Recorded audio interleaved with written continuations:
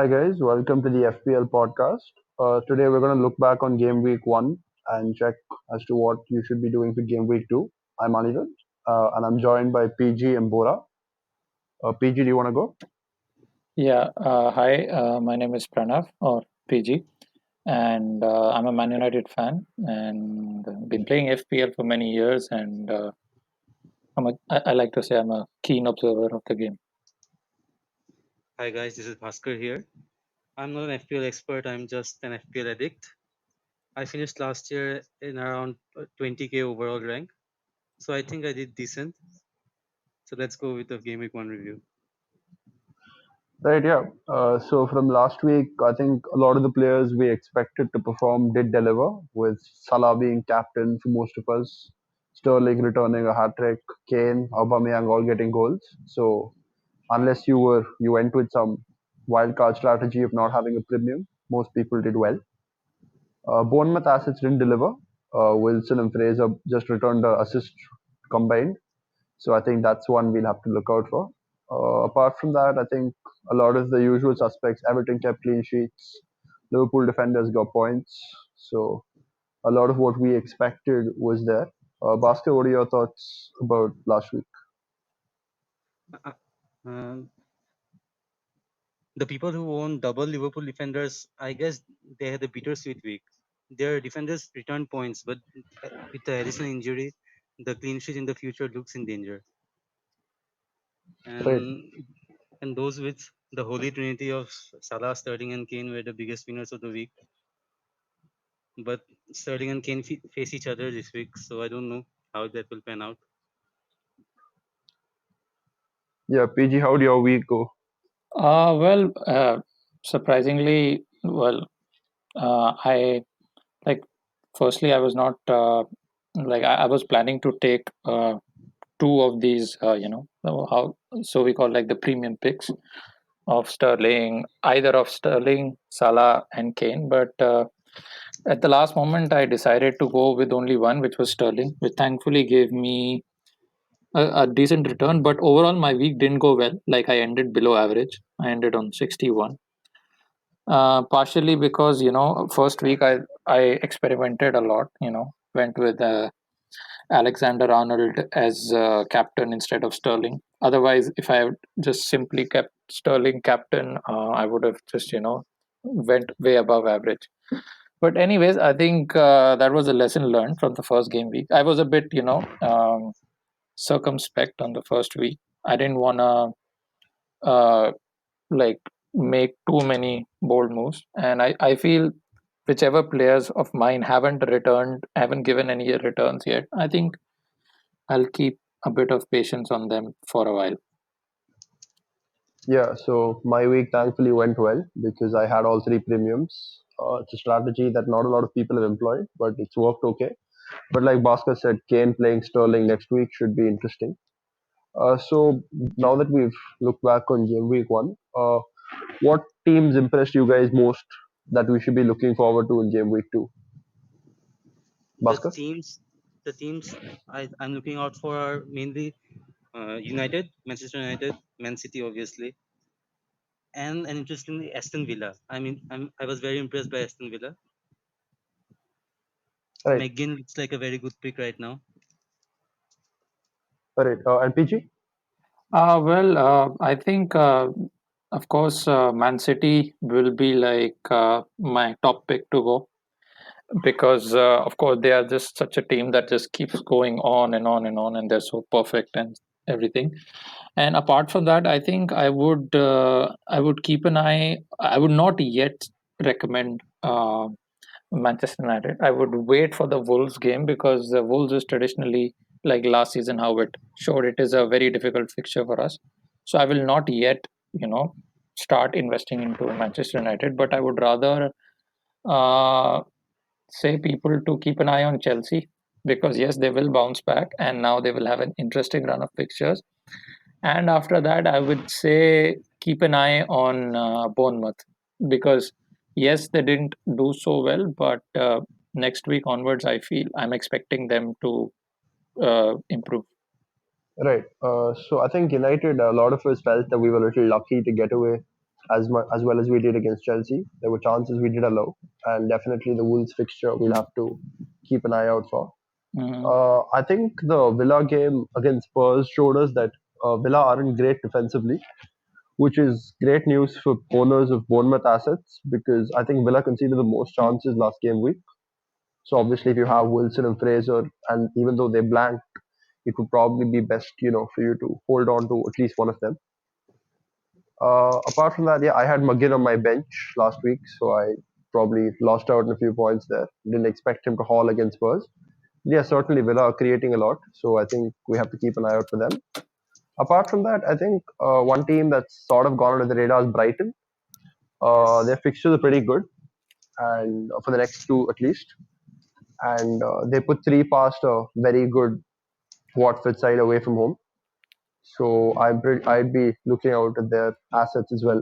Locadia and Gross, as well as Maupe, interest me right now, but I'll be waiting another week before I decide to invest. Yeah, I think Brighton I, look like looks good. I think with Brighton, Yep. what has happened is that they have gone through like a change in management, and that change in management has brought a change in playing style.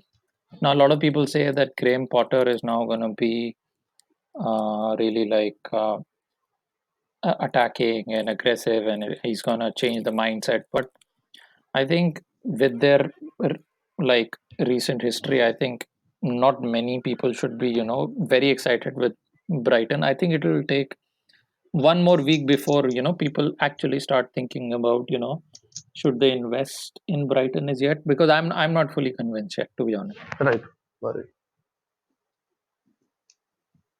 Bhaskar, thoughts on teams we should be avoiding?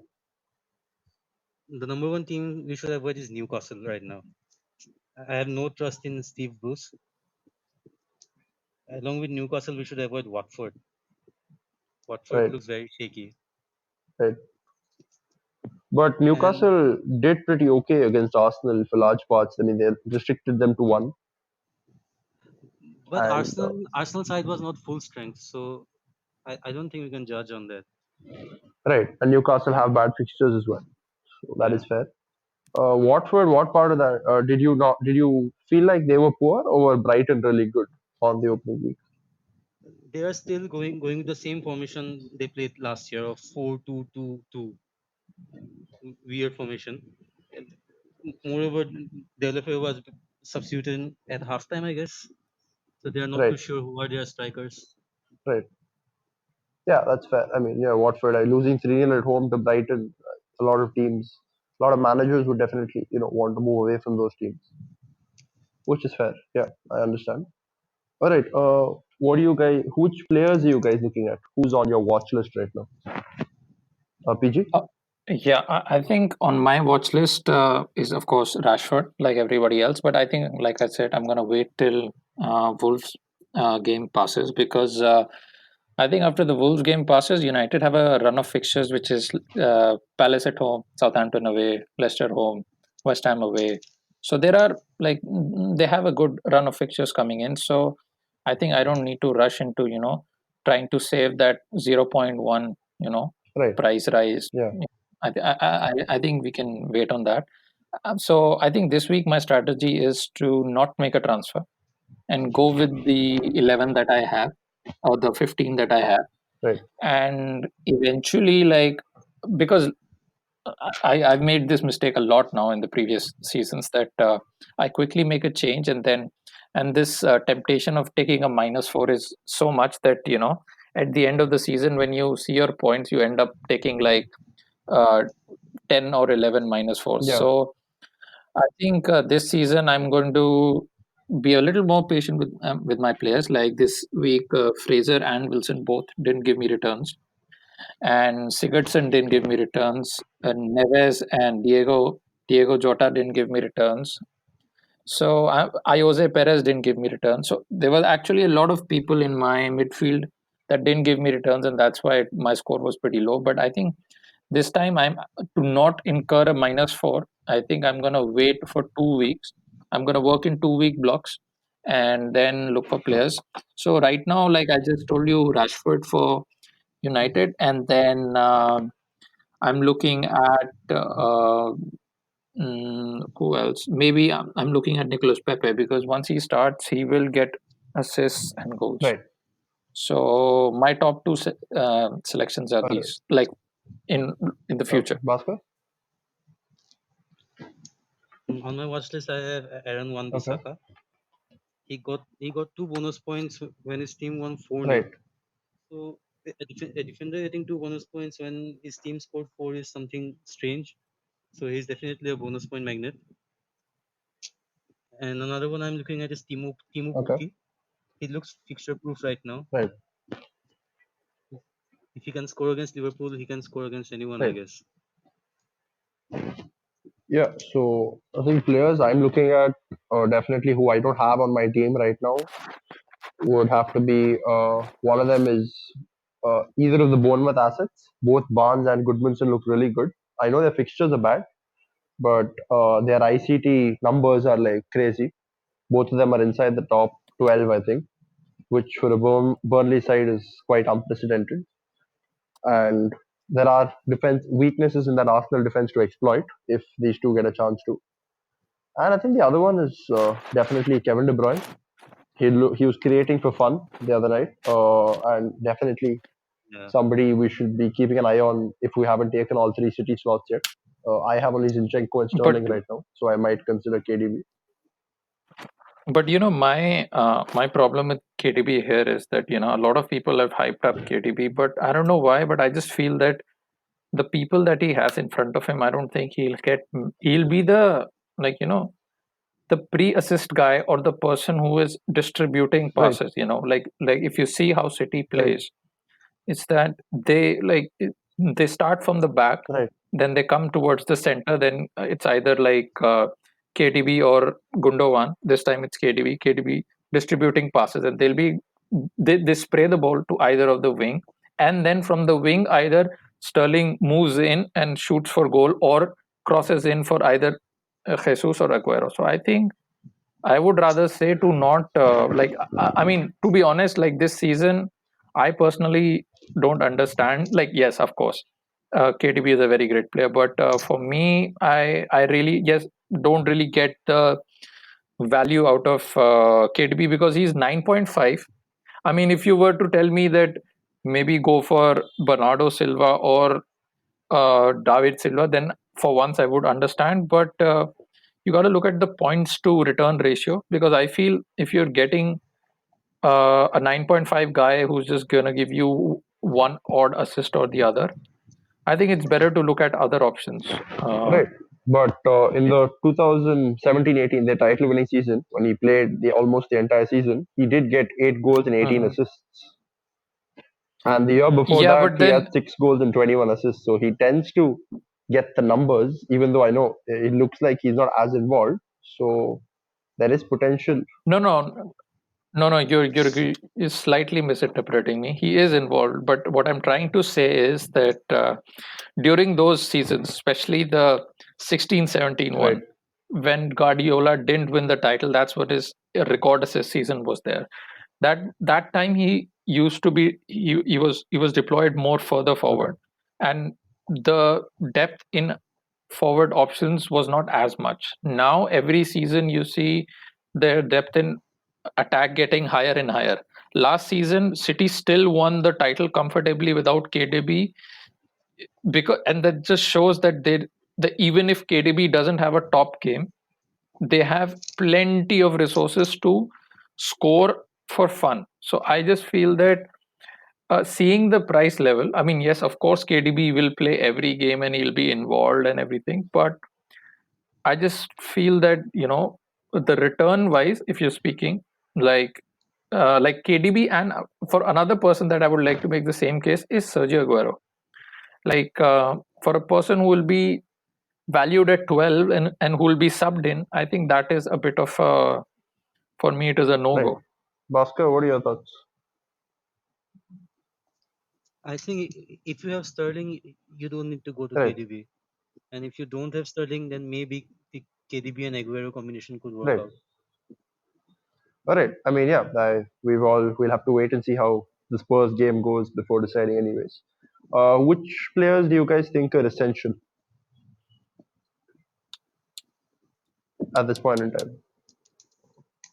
Okay. PG? Yeah. Okay. I'll start. So essential for me, I think, firstly, is of course Sterling. Right, Like without doubt, like he is fixture proof. Like definitely for me, Sterling is one player that cannot like like I expect his total ownership to be around 50-60% in another 3 weeks. right, All right, Sterling is one, and then the next I feel is now with the injury to Allison, I feel Ederson is a must. Now, like before the season, like people were half and half divided. Some were going to Ederson, some were going to Allison, and it was really impossible to pick.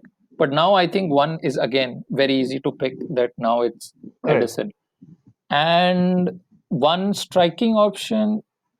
If I were to look at, just let me have a quick look at the forwards.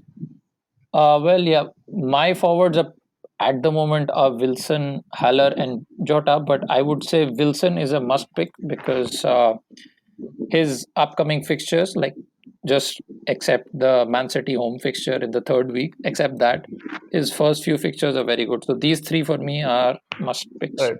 Bhaskar? For me, the must picks is obviously Right, Mohamed Salah. Mohamed Salah, Sterling, and a Liverpool defender. It could be anyone, either of Trent Alexander-Arnold, Robertson, or BVD, either right. one of them. If you need one Liverpool defender in your side, Yeah, that is given. yeah. I mean, given the ownership of all the Liverpool players or Liverpool defenders, at least, I think it's pretty obvious we need at least one of them. Most people have two, so that's a certainty. I think Salah, the numbers speak for himself. To go back to back top scorer, I think given his ownership, it'd be very difficult to go without him, especially this week, given that he has Southampton when the other two premiers play each other, which we'll get to captain options later. That and apart from that, I think barring those two are the main ones. I really like the look of Harry Kane. I feel like he was first time in a long time he's gotten rest. He's looking sharp. I don't think he's an essential yet because it's very hard to fit all three of them in. But I mean, if you're looking for a different route to go, I think Kane certainly provides that. So yeah, I mean, I think Salah, Sterling, and a Liverpool defender, like you said, would be my three as well. That Liverpool defender, I would go a little further and say Alexander Arnold because he's on set pieces and he provides a free kick threat as well. So I like him just a little bit more than Robertson right now. But obviously, Robertson's a lot more nailed on in the sense that he's better defensively. But we'll have to see how Klopp proceeds to rotate his fullbacks and how the fixtures pan out. But yeah, all right. Up next weekend. Now that do you guys have any thoughts on enablers and cheap options uh, right now after the first week, Bora? Yeah, I have a few actually. Defensively, number one is Landstrom of Right, Sheffield United. He's 4.0 million. He's actually playing as a midfielder, but he's listed as a defender in the game. He got a bonus point in the last game as well. right, Another defender I would like to suggest is Kegler Soyuncu. He's from Leicester. He's right, 4.5 million. Leicester fixtures are pretty good. Um, Coming into the midfield, there's the obvious right, pick of McGinn. He looks like the main man of Aston Villa. Could be the next Jimenez or right. Jota of this year. Another interesting pick for me is Andres Okay, Pereira of United. He is on free kicks and right. corners as well, so he could provide assist with Maguire in But the how side. nailed on do you think he is? We have to Right. wait and see on that one because Yeah. Mata could start as well. And there's a Brighton defender called Right. Montoya. Brighton are playing 5-3-2, I guess. So Montoya is playing as a right wing back. He's His price is just 4.5, so he Yeah. could be useful as well. Brighton fixtures Yeah. are pretty good. PJ? Okay, so I'll go by position wise. Like for defenders, I think there's one guy that impressed me a lot, especially was this guy, John Lundstrom from Sheffield United. He is listed as a defender in FPL, but plays as a midfielder. He played like a CDM kind of a role, but he also like made a few key passes and also went forward. So at 4.0, you're looking at a very good option who can, of course, the side will concede a lot of goals and everything because they're a promoted side. But the next, the next four fixtures of Sheffield United, and out of them, three of them are at home for Sheffield, which is Crystal Palace, Leicester, and Southampton. So this is one like quick fix if you want. That is very useful. And another defender that I was looking forward to, and I have him in my setup, is Hanley, the Norwich defender. Although he conceded 4 goals against Liverpool, and but he's the captain. He wore the captain's armband, and I feel that uh, upcoming fixtures, their defense is going to become more solid. They're going to have a few defenders returning in, and the team is going to become more solid. So that's for defenders. And in terms of midfielders, I feel that McGinn obviously is a very good option. I would have to disagree with Bhaskar over here regarding Pereira because I personally feel that Pereira would get frauded out in a few games or like would be benched. He didn't have a good game. Like if you ask me, he didn't have a good game against Chelsea. He was looking average, and he has a chance of getting found out. So I would, instead of Pereira, I would say rather like either go for McGinn, which is obviously now becoming a favorite among people, or you can go for Reese Nelson. He's a good 5.5 option who will like Reese Nelson and Joe Willock out of these guys who could start. And finally, in the uh, forwards position, for the first time this year, we have a lot of options, like I was discussing earlier as well. I would request people to not fall into this Divock Origi trap because he'll be out pretty soon. Once Sadio Mane comes in, Origi will only be restricted to the bench. So I would rather suggest to go for Florin Andon. This is my number one pick from Brighton. He's a newly transferred player. I think uh, I think he was the most expensive player that Brighton bought this summer, and I think he was not brought in straight away into the team because he was not, I think, fully up to the fitness levels. But I think for me, Florin Andon, the guy who came in from the French league, if I'm not wrong. No, sorry, from uh, no, no, he was not. It's not that one. Sorry. Yeah. So Florin Ardon would be my pick Right. from All right. Brighton. Yeah, all decent picks. Before I have Lundstrom in my team right now. The only concern is, from what I've seen of a lot of Sheffield United fans, is that there's a potential that Norwood will take his place. So we're not particularly sure of how nailed on he is. I like Diego Rico from Bournemouth, given their fixtures, and he played left wing back last game. So lots of crosses were coming in from his side. So I like the look of him. I started him over McGinn.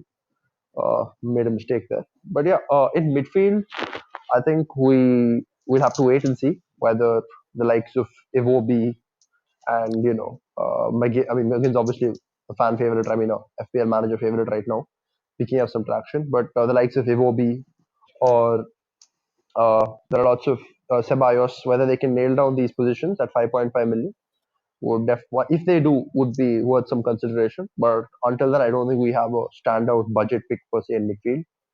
Going forward, I think, yeah, Uh, one thing, yeah, one thing. I'm sorry, I'm interrupting you. Just one thing is Lundstrom and Norwood started. Both of them started for Sheffield. So I think going on forward, what I expect is both to continue starting. So I think uh, that is one place that that I feel that will remain right, the same, like the okay. Sheffield midfield. Because I was hearing from Sheffield fans that they expected Norwood to play Lundstrom's role, and there was going to be a change. But yeah, there's a chance that they both line up together as well. Yeah, so getting back to the forwards, I think out of all the 4.5 options, Wickham will probably get the most minutes, given that He's tended to come off the bench quite a bit. Mm-hmm. So maybe Mm-hmm. there are some points if you are looking for bench fodder to just come on and get you a point or two or occasionally a goal.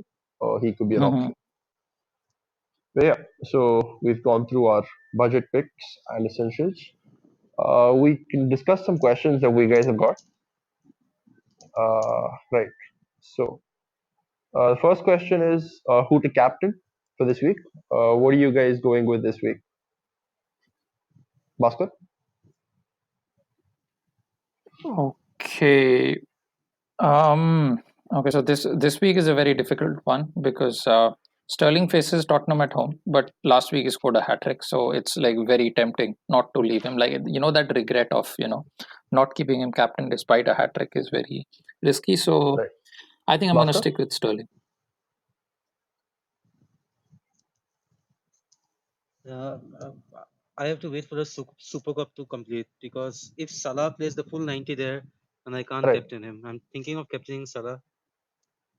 If Salah All gets right. subbed out at about 60 Right. minutes, then I will So captain you him. guys are relatively Otherwise, confident I of will have City's to go with chances against Sterling. Spurs. Right.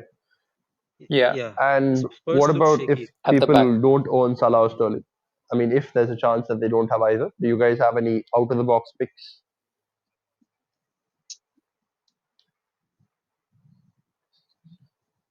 Yeah, there are a couple of differential Right. picks. If someone has Aguero, then Right. they can captain him because Aguero at home is lethal. Then there Right. is Rashford, who just scored a brace. And Right. if someone is brave enough to go with Pookie Right. as captain, then it's also a good choice because Yeah, they I play think Norwich faces adding on from Newcastle. that, probably maybe Wilson with Villa away could be an Hmm. option, especially given that people are transferring him out. Sebastian Haller, I think Right. this is one option that would for me would be Yeah. a differential because not many people are picking him right now, and Right. probably because of the first fixture was Man City at home, and he Yeah. didn't probably get even barely get a he got a shot. But I think now Right. I'm waiting Yeah. So I mean, to I see think the how message this is pretty guy clear. You Haller either go performs. Sterling, Salah, otherwise, there are options, but I think it'd be safest to go for one of those two. Yeah. Apart from that, we have a few other Yeah. questions that came in. What would you do with the likes of Trossard and Barkley, who blanked in game week one?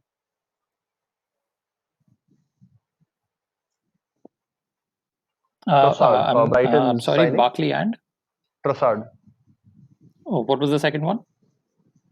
Bhaskar. Okay, okay, okay, All right, okay. yeah. So yeah, I think yeah, Bhaskar. No, no, Bhaskar, you go for it. All right. Trossard not playing came as a huge surprise to the owners, I guess. The thing is, most players in that bracket did not perform at all.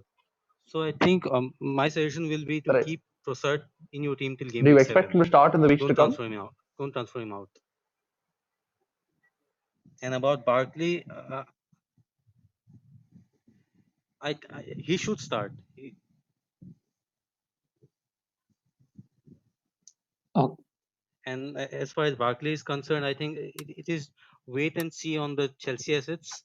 If you have them, keep them. If you don't have them, don't bring them in because game week 3 fixture of Chelsea is pretty good. TG, okay. what are your So thoughts? for Trossard and Barkley, like I would like to keep the wait and watch thing for one more week. Like Brighton, like I said, I'm not sure. Firstly, like when or how they will perform. Trossard, I think again is although yes, he's like in the radar of many people, but again, I will say wait for one more week. With Barkley, again, the thing is that we have to realize that many Chelsea players are not playing right now. Willian is nearing fitness. Uh, Ruben Loftus-Cheek is nearing fitness. No, Ruben Loftus-Cheek is out for a while, right? If I'm not wrong. Ruben Loftus-Cheek, I guess he's out for a while, and Yeah, yeah, I and guess so. then there are a lot of incomings like for Chelsea. So again, I would still say to wait for both of these players to wait and watch for one more week, because I Yeah, don't think their price right. will increase anyway. Also, what do So you guys think about just, downgrading I mean, with Perez or a Fraser or a Barkley to McGinn? A lot of people are planning on that move. Do you guys have any advice?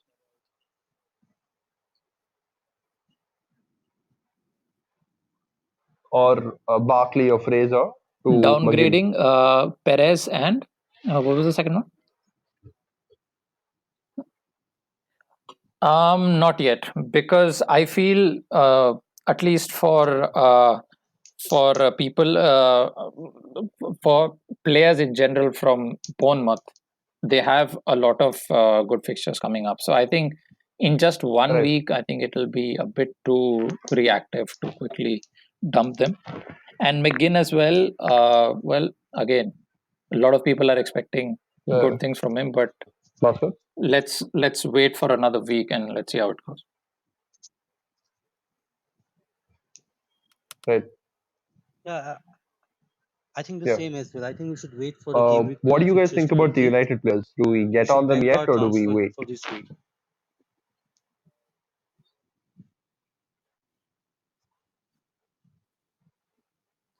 I think for me, the United players, I will personally like to wait for a week. I think the people who Right, kept faith in them from week one will now benefit. Like I yeah, was very circumspect because over the years I've become a very pessimistic United fan. But the ones who took them from the first week onwards will now benefit. right. That they got the benefit in the Fair. first week, and they might Bhaskar? even get in the second. But those who don't have it should wait for one more week.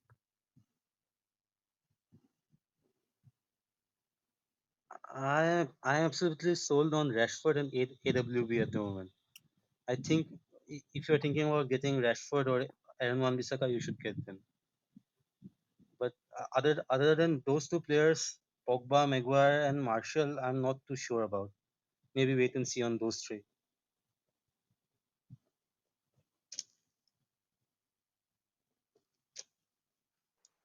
Do you have any more questions?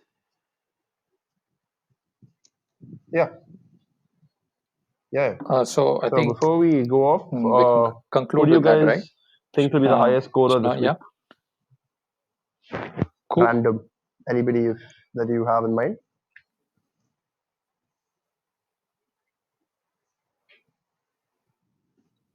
Point scorer. Yeah, this week. Okay, that's Yeah. Highest scorer, as in point scorer. Okay, okay. Let me just quickly run through the fixtures. I think high No, scorer right. this week Bhaskar? might be. I think I'll give it to Right. Aubameyang. I'm gonna go with Richarlison against Watford. All right. Yeah. Yep. All right, guys. This has been fun. Okay. We'll Oof, catch up again after this game week. that's a good pick. Thanks for listening. Signing off. Yeah.